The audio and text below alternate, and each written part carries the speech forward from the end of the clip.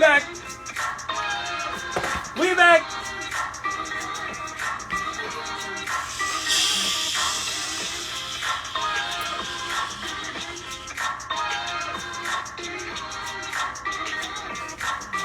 Woo! You know what's up.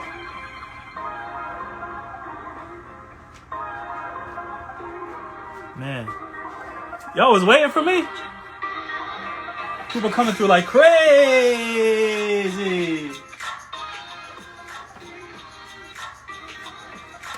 Man, you know what this is. If you don't, you should. It's the warm-up. Man, listen. This is Designated Report's weekly NFL pregame show hosted by me, Jay. Go by the name of JDOT.JPG on IG. Find me, follow Designated Report. If you're already silly and not doing that, please do. Please keep up. Not just with me this Sunday and every Sunday of the NFL season, but we got all sorts of content going on. DR Behind the Lens. We got a basketball show. We got wrestling. We got kicks. We got culture. Everything you're looking for, we got. Don't waste your time going somewhere else. But today, right here, right now, we're talking NFL. A little bit of shade, as we always do at this time. Facts, gossip, rumors, fantasy, reality. Man, what's up? When I say hi back. I'm seeing a lot of people from my fantasy league. I'm on the come up. Let's talk Thursday Night Football. Shout out to DR Boxing. What happened Thursday? Two teams that played on Thanksgiving lucked out, were put on Thursday again. Didn't go so well for one of those teams. I told you, man. What does Sean Payton see in Taysom Hill? After the game, though, NFL.com said the boys are back. What do you mean the boys are back? You beat the Taysom Hill Saints, who were without Alvin Kamara, obviously without Michael Thomas, without both of their starting tackles. Be happy, but don't be proud, Cowboys Nation. You did what you were supposed to do. Rev, I got you in a second. Hill can't throw the ball. Threw 4 of them things, and I don't mean touchdowns. Dallas defense looking really, really nice. Saints offense looking really, really bad. Can we give Micah Parsons the defensive rookie of the year? It should be in his house already. Micah Parsons playing at least 3 positions on defense that I know of. My man is killing it. Y'all might have the defensive rookie of the year and the defensive player of the year on that Dallas defense. Because you know Diggs got another pick. Anyway. Oh, you like this? Listen, this is from last season. I know y'all like the merch. Drop the merch.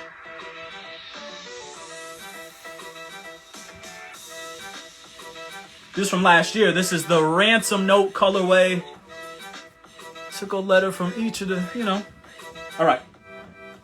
Chat, what's up? So much love for the chat. There's 99% of the show down here. You got to be here live. When you see it on IG or when you see it on YouTube later, it's a good show, right? It's a good show, but when you watch it live and you interact with the people here, it's the culture of the warm-up, man. Get here. Get here on time. I don't always, but get here on time.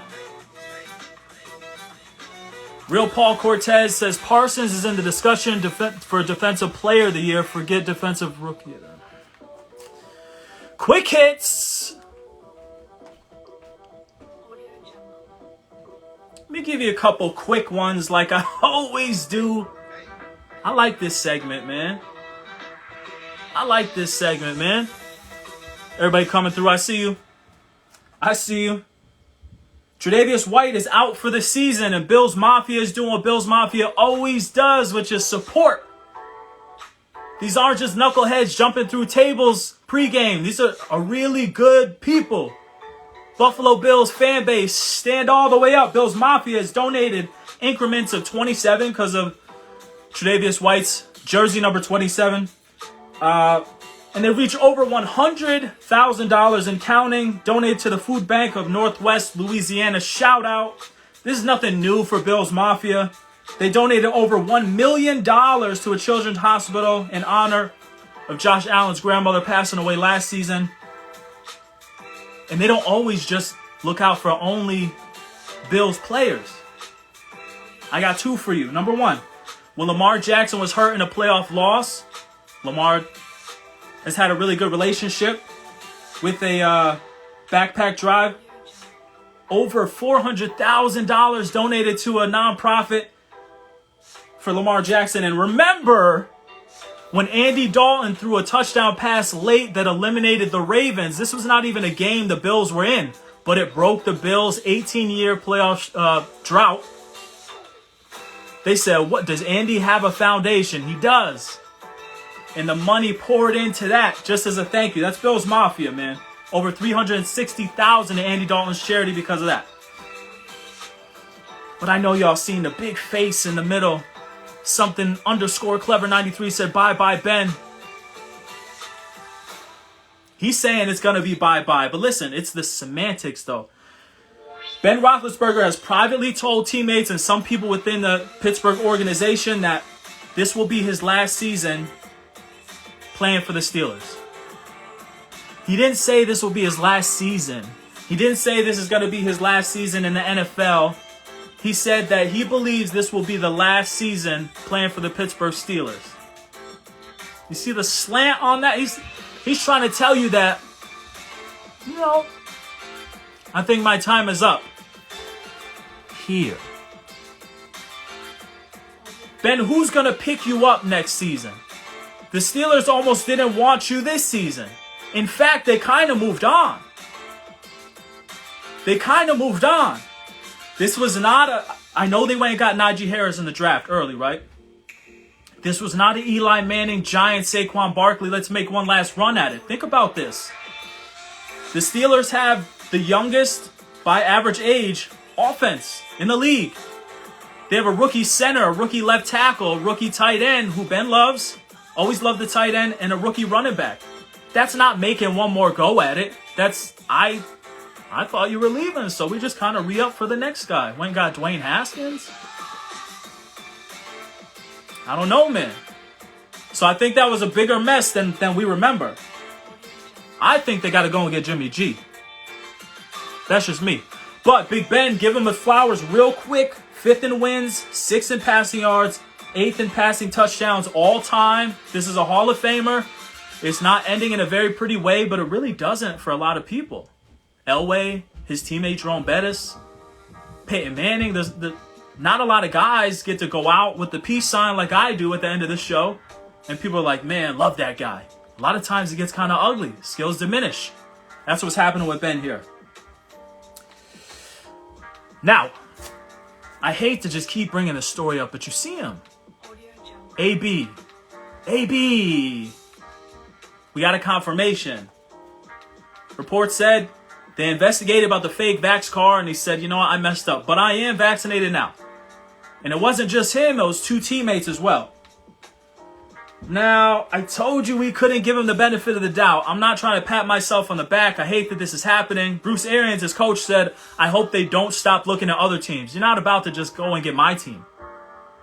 If AB's doing this, if our safety Mike Edwards is doing this, if a free agent that used to be on our team, John Franklin, last chance you, is doing this, it's not the only 3 players in the league that are being... You think these are the only 3 players in the league that are being a little dishonest about their vax status? That's hard to believe, right? Can't be just these 3 guys. Can't just be these 3 guys. So, shout out to Paul Cortez of Designated Report and Muddle Huddle. Subscribe to that, by the way. Find my man at Real Paul Cortez. Every morning, it's like really good, quick bits. He helped me with this story because I'm just sitting there thinking it's kind of apples to apples. But listen, it was kind of apples to oranges because AB and these dudes were dishonest to the league. Whereas, do we know about Rodgers? No. Did the league know about Rodgers? Did the team know about Rodgers? I mean, yeah. Yeah. And if AB just paid his debt, we wouldn't know about him either. But listen, that is what that is. Where I don't kind of align with all this is we forget that Rodgers was out here with no mask. Was he in the building? Was he around guys? Even if you know his vax status, there are protocols you got to follow. So the fine wasn't enough for me because look how hard they cracked down on the Broncos quarterbacks last season. Remember they had to go and get a wide receiver who played QB in college to be a quarterback for them? They got smacked like 31-3. They had like some COVID trackers, these 4 quarterbacks. 3 were deemed in close contact to Jeff Driscoll. But the 4 of them wanted to watch film together. There's cameras in the facility. Showed them all taking off their trackers and putting it in the 4 different corners of the room. They sat in the middle of the room and watched film. They got caught. The league was like, we're not easing up. We're not moving a game. Remember how many games were moved? They said, we're not moving a game to Tuesday for you. You just got to suffer. But funny how one of the faces of the league doesn't have to suffer. Just a little fun. I'm just saying. I'm not mad. I'm just saying. I'm not mad. I'm just saying. Shout out to D-Rock. Emmy Award winning Danny Rocco of NBC Sports. Family to the show. Family to me. Guys, we got time for a quick either or. I like these, man. I'll keep this one quick. I promise you.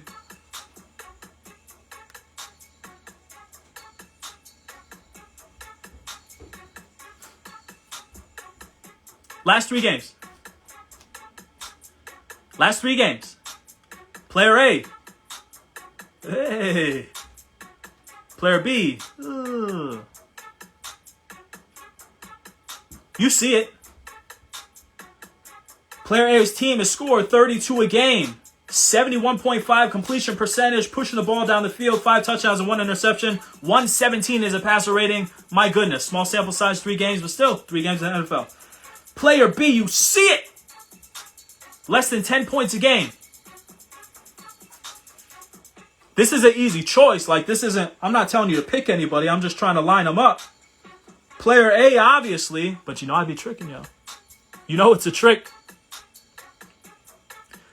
This is to show you perhaps the decline of Russell Wilson right now.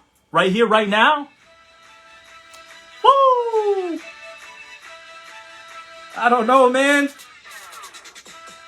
They let Russ cook, and Russ is getting cooked. Just ain't it right now. Good time to go to New York with Sierra. Think the Giants are going to be looking for somebody. Don't you play for the Yankees, Russ? I don't know.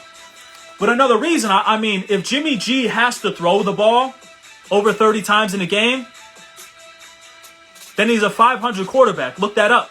He's a 500 quarterback. When he can rely on other things, this guy's pretty great. And that's not to say that it's not him doing it, but he's great managing wins for a team. What does Jimmy G do? Got a great tight end. Relies on that tight end. Steelers do that. Big Ben's been doing that for a long time. Playmaker at wide receiver. Use him to the skill set. Deontay Johnson, Chase Claypool. San Francisco runs through those running backs the same way that Shanahan was doing in Atlanta. They got a guy in Pittsburgh. And they got a really great defense too. So this is just me off the top of my dome. I've not heard anything. But I'm saying, you want Dwayne Haskins? Or you want to go 4-6 with Jimmy G? You don't have to change too much of the scheme up. And then you look for your other guy in 3-5. That's just me. That's just me. Let's pick some games. Russell Wilson might be a trickster. I mean, nah, he's a Hall of Famer, but I mean, you got to just call it what it is right now. Happy birthday, Hov. Shout out to Jay-Z. Man, this was about to be a Jay-Z playlist day again. But I really want to share this with the world. DR really pushing me right now. I'm getting clipped up and packaged out. IG is not going to let me live. YouTube is not going to let me live. And I got some Jay-Z. So we going royalty free. Got some picks. Shout out to Ralphie. Dolphins over the Giants. Miami's allowed 17 or less in their last 4. Daniel Jones is out. Mike Lennon is in. He's not putting 17 on Flores' defense. Dolphins. Colts over the Texans. Jonathan Taylor versus the 31 ranked rush defense. Say less. Moving on. Vikings over the Lions. Dalvin's out. Eric Kendricks is out. But Detroit hasn't beaten Minnesota in their last 8 tries. 0 for the last 8. Detroit's just not a good football team. Eagles over the Jets. Jalen Hurts is out. Gardner Minshew gets the nod today. Philly has literally never lost to the Jets. Never lost to the Jets. 11-0 lifetime. Little Minshew magic makes it 12-0 ever. Philly over the Jets. Cardinals over the Bears. I give you the same exact reason every time the Cardinals are on the road. They do not lose on the road. They have not lost on the road. And they put up 30 plus. They are up to 33 points per game on the road. And 6-0 on the road. I almost don't care who they play. Book it. Until they lose, book it. Chargers over the Bengals. This one could go either way. 2 young, stud, second-year quarterbacks. I like my guy, Herbie. And I like the weapons. I like his weapons of Eckler and the 2 receivers. I like that better than the weapons in Cincinnati. I know Mixon is having a great year. Jamar Chase had a great first piece of the year, right? Offensive Rookie of the Year, got to be him. But listen, his last 4 games, he's had less than 50 receiving yards in each of those games. Rookie Wall, I don't know. People are calling for a Bears upset today. People are saying that the Eagles losing today too. That's okay. Ain't no problem. Ain't no problem. Bucks over the Falcons. I don't want to give this too much time. I mean, Falcons stink. Bucks are kind of back at it. AB's out. That's not a big deal because he would have been out the next 2 with the injury anyway. Mike Edwards at safety is gone. Jordan White is not suspended, but he's hurt. He's gone. So that back end I was already worried about, but Carlton Davis at corner's back. We'll see what happens. I mean, the Bucks are going to outscore him. It might not be pretty. It might not be a dominant defensive performance like we saw last week, but Bucks got this one. Rams at home over the Jags.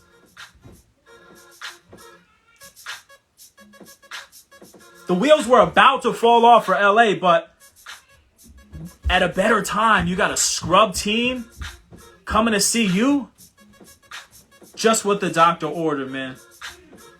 Raiders over Washington. Derek Carr. Quietly having a nice little season. Ready to end Washington's 3-game winning streak. You didn't know that, did you? DC, 3 straight. Vegas going to end that. Darren Waller's out. That will not be a problem. DC down, Vegas up. Ravens over the Steelers. Baltimore is just the better team right now. For all the talk about Lamar carries the team, they really had his back. 4 picks, man. I'm not even talking about Taysom Hill. 4 picks. 4 picks and runs around the yard. Guess there's 2 of them dudes in the league right now. Baltimore over the Steelers. Niners over the Seahawks. Seattle's won 13 of their last 15 versus San Fran, but not today. Nope. About to be 13-16. Deebo Samuel's out. But, I mean, right? Russ might be out. Carroll might be out. Seattle been out. It's just Bobby Wagner running around out there. Sunday Night Football, Chiefs over Denver at home. Andy Reid is 19-3 coming off the bye. 19-3. This dude really knows how to utilize that week. Both defenses are on it lately, but I got KC. I do. We wrote them off early, but it's a long season. And look who's back. And look who's climbing in that MVP ranking you'll see after next week. And I got Buffalo over New England on Monday Night Football. After a 1-3 start, the Patriots are killing it.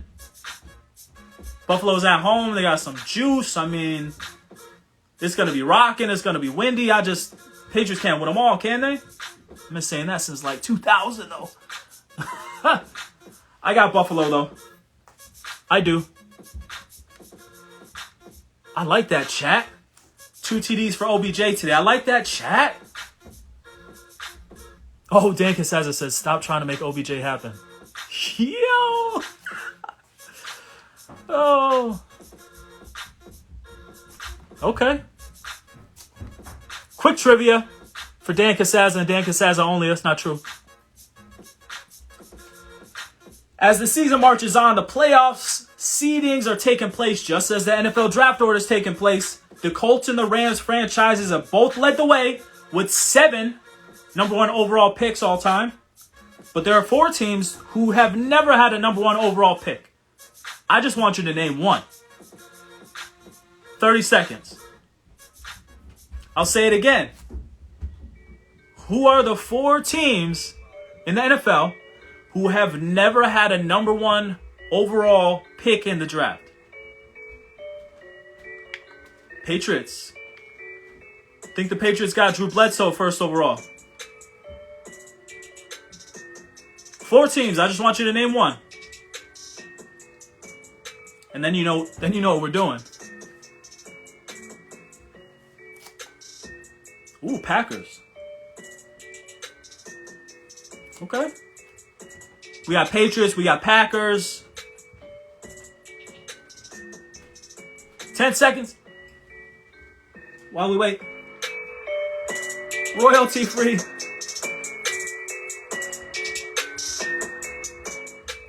That's my Jeopardy music. The Colts and the Rams both have 7 times they picked first overall in the draft. Each of them. 4 teams have never picked first. Late one, we got Bears, we got Eagles. Okay. Everybody wrong. Everybody wrong. 4 NFL teams never had the number 1 overall pick. Those franchises are the Broncos, the Jags, the Ravens, and the Seahawks. Never. Never. Cowboys. I think Cowboys got Aikman number 1 overall. Pats came in late. All right. Drew Bledsoe.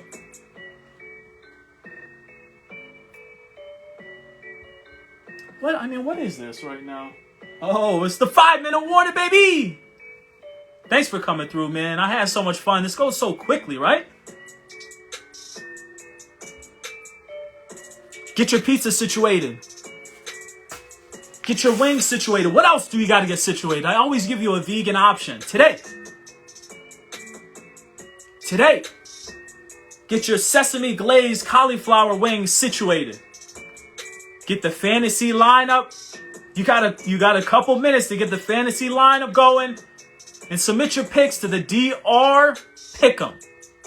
Check out the story on Designated Report. We got options. And we made it real easy for you. Just take a screenshot, add the teams you want. You got to tag us at Designated Report. If you pick more winners than the DR team, you win a prize. What is it? Who knows? You ain't going to get it anyway. You're not beating me.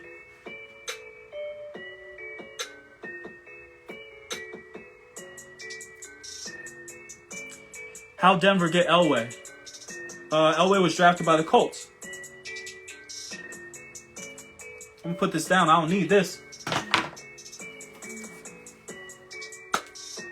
I'll be back next Sunday.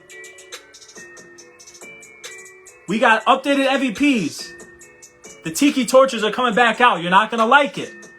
Some dudes that were making some moves are not quite there. Fell back down. It's tighter than you think. The people you thought fell off didn't fall off. The people you thought were primed for a come up are not coming up. And one dude is coming from nowhere. Stay tuned for that next week. I appreciate everybody.